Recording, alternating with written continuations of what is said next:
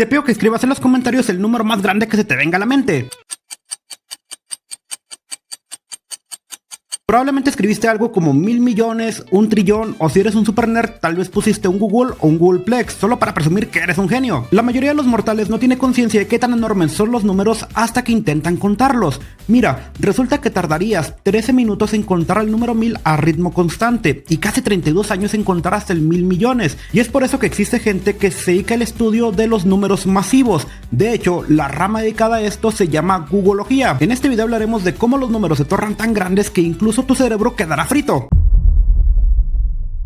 Para comenzar a tomar conciencia de números grandes, toma una baraja estándar de 52 cartas, mezcla todas las cartas y colócalas sobre la mesa. ¿De cuántas maneras diferentes podríamos barajar esta baraja? Al principio podrás ver que son muchas, y si cambio cualquier carta tendré una nueva baraja, y lo mismo con cualquier otra carta. Analicemos esto. Si colocamos nuestras cartas vemos que hay 52 posiciones diferentes en las que el rey de corazones puede estar, y después para cada una de estas 52 variaciones hay 51 lugares donde la reina de corazones puede estar. Para cada una de estas 52 por 51 variaciones, después hay 50 ubicaciones diferentes para la J de corazones, y podemos continuar este proceso hasta el as de tréboles. El resultado que obtenemos es 52 por 51 por 50 y así sucesivamente. Todo esto simplemente lo podemos resumir en 52 factorial, que al calcularlo es un 8 seguido de 67 ceros. Tal vez pienses que no es tan impresionante, pero si contaras hasta el 52 factorial con una velocidad de un número por segundo te tomaría más del tiempo que la edad actual del universo multiplicado por millones. Si contaras todos los átomos de la Tierra uno por uno, solo llegarías a 1.3 por 10 a la 50 aproximadamente, lo cual es una cantidad insignificante comparada con 52 factorial. 52 factorial es solo la punta del iceberg cuando hablamos de números grandes. Un Google es 1 millón de billones de billones de billones de veces más grande que 52 factorial, que a su vez es mucho más pequeño que un Googleplex. Sinceramente pienso que estos números, a diferencia de 52 factorial, que es la solución a un problema real, un Googleplex tiene como principal función ser masivo, pero aún así no deja de ser interesante. Un Googleplex es el número 1 seguido de un Google de ceros, y este número es imposible de escribir, y no te lo digo por el tiempo que te tomaría, sino porque físicamente no hay suficiente materia en todo el universo para almacenar todos sus dígitos. Se estima que hay entre 10 a la 78 y 10 a la 82 átomos en todo el universo observable, pero hay 10 a la 100 dígitos en este número monstruosamente grande. Esto significa que si asignáramos un solo dígito a cada átomo, necesitaremos billones de universos para escribir un solo Googleplex. Comparado con un Google que sí te puedo mostrar en esta pantalla, un Googleplex es completamente inimaginable, y aún así, aparte de inútil comparado con el número de Graham, el Googleplex es casi cero. Hay una frase popular que dice que si intentas imaginar el número de Graham, tu cabeza colapsaría físicamente en un agujero negro y ni siquiera te acercarías. Pero este número monstruosamente grande tiene un uso real y tiene que ver con los hipercubos. Comencemos dibujando un cuadrado y tracemos líneas entre todos sus vértices, usando colores distintos, por ejemplo negro y rojo. Mira, esto es bastante trivial, entonces pasemos a un cubo en 3 dimensiones. Nuevamente coloreamos cada arista, procurando evitar que en cualquiera de sus caras todas las líneas queden del mismo color. Es decir, queremos impedir configuraciones como estas. En 3D sí se puede evitar, y de hecho también en 4 dimensiones. Y no solo eso, está demostrado que en 5, 6, 7, 8, 9, 10, 11, 12 aún es posible colorear las aristas sin que ninguna cara termine con todas sus líneas del mismo color. Entonces seguramente a medida que subimos de dimensiones siempre podremos evitar esto, ¿verdad? Bueno, no. Cuando llegamos a las dimensiones del número de Graham no podemos evitarlo. Bueno, para el final de cuentas, ¿qué es este número? Primero necesito introducirte a una nueva notación.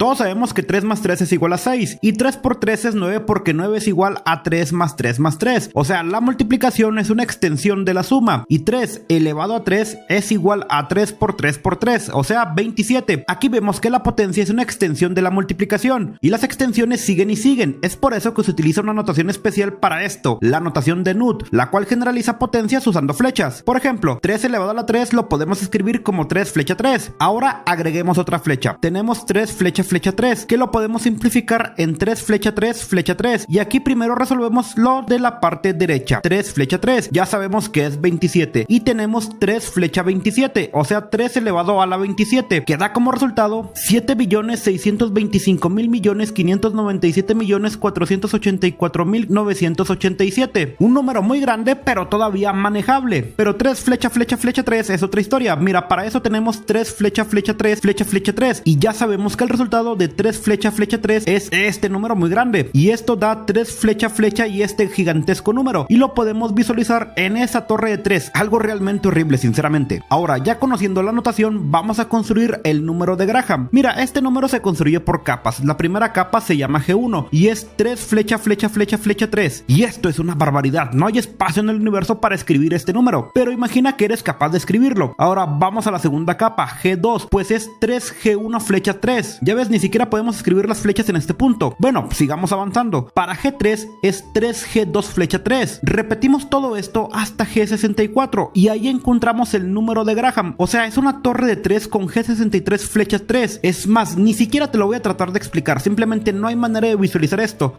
El número de Graham es inimaginable, ni aunque intentáramos escribirlo usando cada punto del volumen de Planck, que es lo más pequeño que existe en el universo, podríamos siquiera arañar una fracción microscópica de sus dígitos. Es tan inconcebiblemente gigantesco que parece una broma, y aún así la matemática nos regala un detalle inquietante. Sí conocemos sus últimos 10 dígitos: 24, 64, 19, 53, 87. Pero ¿a qué viene lo verdaderamente perturbador? El número de Graham, con toda su monstruosidad, se vuelve un enano patético cuando lo comparamos con otro número aún más salvaje, uno que tiene que ver con árboles.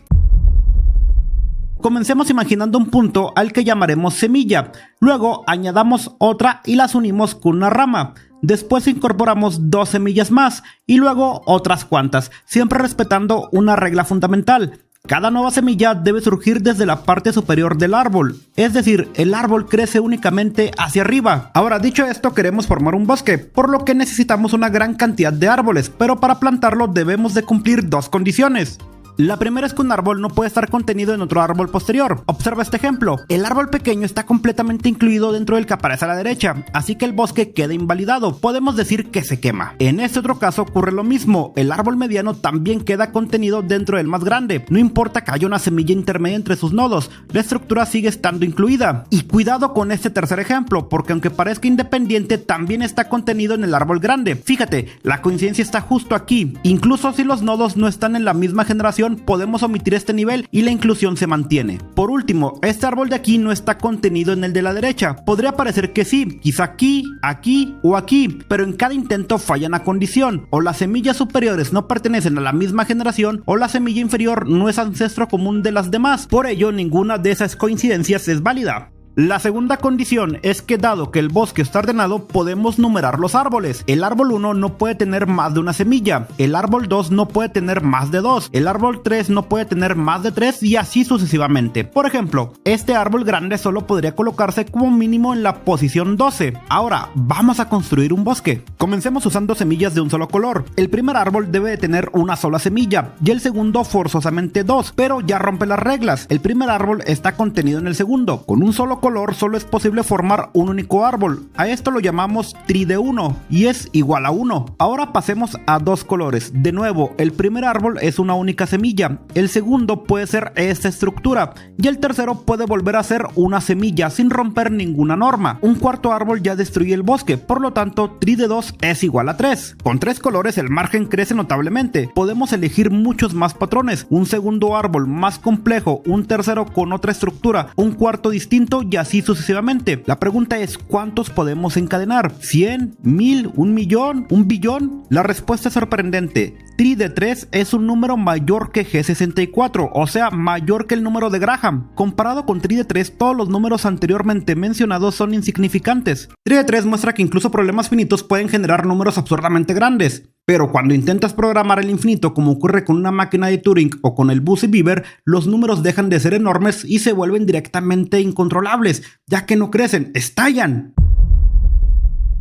Vamos a hablar de las máquinas de Turing. Imaginemos una cinta infinita llena de ceros y un puntero situado en alguna posición. Nuestro objetivo es crear un algoritmo que le indique al puntero cómo actuar y para ello usamos una tarjeta de instrucciones. En la primera columna de esa tarjeta aparece el valor que el puntero está leyendo. Como actualmente observa un 0, seguirá la primera fila de la tarjeta. La segunda columna especifica cuál debe ser el nuevo valor que escribirá en esa celda, en este caso un 1. La tercera columna señala hacia dónde debe desplazar desplazarse, izquierda o derecha. Aquí la orden es moverse a la izquierda. Finalmente, la cuarta columna determina cuál será la siguiente tarjeta de instrucciones que debe consultar, que en este ejemplo es la tarjeta B. Ahora veamos las cartas restantes. Retomamos el proceso desde la carta B. El puntero vuelve a encontrarse con un 0, así que aplica la primera instrucción, lo convierte en 1. Avanza una posición a la derecha y pasa a la carta A. En A, el símbolo que lee es un 1, por lo que ejecuta la segunda regla, lo reemplaza por 0. Se desplaza nuevamente a la derecha y continúa con la carta C. Finalmente, en C, el puntero encuentra un 0, aplica la primera fila, lo cambia por 1, avanza una casilla más y en ese punto el proceso se detiene. Con esto el algoritmo llega a su fin. Como debe ocurrir en cualquier programa bien definido, tarde o temprano tiene que detenerse. Lo que acabamos de construir es una máquina de Turing, un procedimiento capaz de leer una cinta de ceros y unos y modificarla de acuerdo con un conjunto preciso de reglas, lo cual es fascinante. Esta máquina de Turing logró sacar 2 unos, pero surge la pregunta, ¿se puede mejorar? Para averiguarlo empecemos por el caso más sencillo, usar solo una carta de instrucciones. Tomemos este ejemplo, el puntero empieza leyendo un 0, así que aplica la primera fila, escribe 1, se mueve a la izquierda y vuelve a usar la misma carta. Como nuevamente encuentra un 0, repite exactamente la misma acción. Este proceso continúa para siempre, es decir, el algoritmo genera infinitos unos,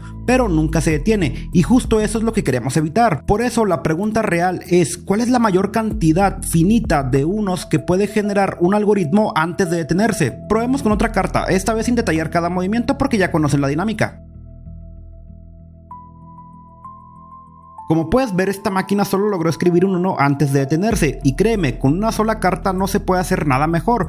Por eso decimos que el BCBiver de una carta vale 1, es decir, con una carta el máximo número de unos que se puede producir es 1. Ahora vayamos a algo más interesante, añadamos una segunda carta. En este caso, después de unos cuantos pasos, el puntero consigue generar 4 unos antes de detenerse, así que el BCBiver de 2 cartas es 4, con 3 cartas el máximo es 6, con 4 cartas es 13. El nombre BCBiver significa castor atareado, haciendo referencia a cómo esos animales trabajan moviendo troncos sin parar. Formalmente se representa como sigma n y significa el número máximo de unos que una máquina con n cartas puede escribir antes de detenerse. Y ojo, porque esto comienza a crecer de manera absurda cuando aumentamos las cartas. Mira, sigma de 1 es igual a 1, sigma de 2 es igual a 4, sigma de 3 es igual a 6, hasta aquí ningún problema, ¿verdad? Sigma de 4 es igual a 13, sigma de 5 es mayor o igual a 4096, y digo mayor o igual porque el programa sigue corriendo al día de hoy. Y para sigma de 6, lo único que sabemos es que es mayor o igual a 10 flecha 15, o sea, una torre de 15 dieces. Y es que BCBiver pertenece a la categoría de funciones incomputables. No existe un método general para saber cuántos uno producirá una máquina antes de detenerse. La única forma es ejecutarla y esperar a ver qué pasa. Esto lo coloca en una liga completamente distinta, mientras que TreeDN sí es computable, es decir, en principio existe un algoritmo que puede decirte su valor sin necesidad de simular todo el proceso. Con BCBiver esto es imposible, y por eso conforme aumentamos el valor de n, sus resultados crecen de manera monstruosa, muchísimo más rápido que cualquier función computable. Y sí, esto significa que TreeDN es increíblemente grande, pero aún así es diminuto comparado con sigma_dn. Sigma_dn es una pesadilla colosal, y a pesar de lo increíble que suene, todavía existe otro número muchísimo más descomunal. Estoy hablando del famoso número de Rayo. En 2007 en el MIT se organizó un concurso bastante inusual. Dos filósofos, Agustín Rayo y Adam Elgap, compitieron para ver quién podía describir el número más grande posible, siempre y cuando fuera finito. El número que presentó Rayo terminó convirtiéndose en lo que llamamos el número de Rayo. En términos sencillos, este número se define como el menor número que es estrictamente mayor que cualquier número que pueda expresarse dentro del lenguaje de teoría de conjuntos de primer orden, usando un Google de símbolos o menos. La teoría de conjuntos de primer orden es una herramienta formal que permite describir objetos matemáticos, incluyendo números enormes, con total precisión, y con esa cantidad de símbolos puedes escribir monstruosidades como tri de 3 o el número de Graham sin ni siquiera rozar el límite. Por eso el número de Rayo está completamente bien definido y evita trucos del tipo el número x más 1. Hoy se le considera extraoficialmente el número bien definido más grande que existe. Si todo este tema te ha generado tanto interés, déjame decirte que existe una subcultura dedicada exclusivamente a estudiar números colosales, la Googleología. Allí se discuten números desde los útiles hasta los absurdamente enormes. Si te llama la atención, su wiki es una mina de curiosidades, y si quieres adentrarte al mundo de las matemáticas te recomiendo comenzar conociendo sus ramas, las cuales te muestro en este video.